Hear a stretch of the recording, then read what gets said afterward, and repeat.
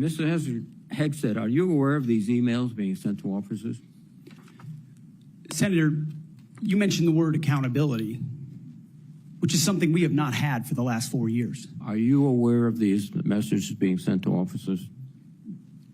Certainly I'm not aware of that. It's not one of my efforts, but there's been no accountability for the disaster of the withdrawal in Afghanistan. And that's precisely why we're here today. Excuse me. Is that leadership has been unwilling to take accountability. It's the time to restore that to our most senior ranks. You've written publicly that DI policy is a distraction and have military personnel walking on eggshells.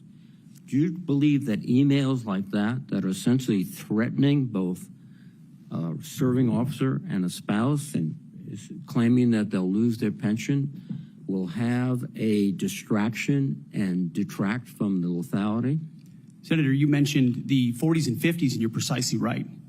The military was a forerunner in courageous racial integration in ways no other institutions were willing to do. I served with men and women of all backgrounds because of the courage of people decades and decades ago. Incredibly important.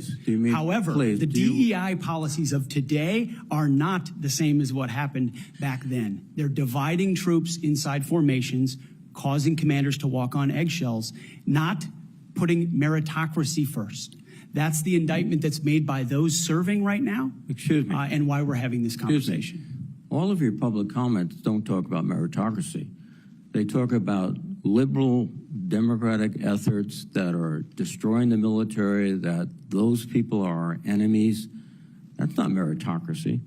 That's a political view. And your goal, as I see emerging, is to politicize the military in favor of your particular positions, which you've outlined extensively, which would be the worst blow to the professionalism of the United States military.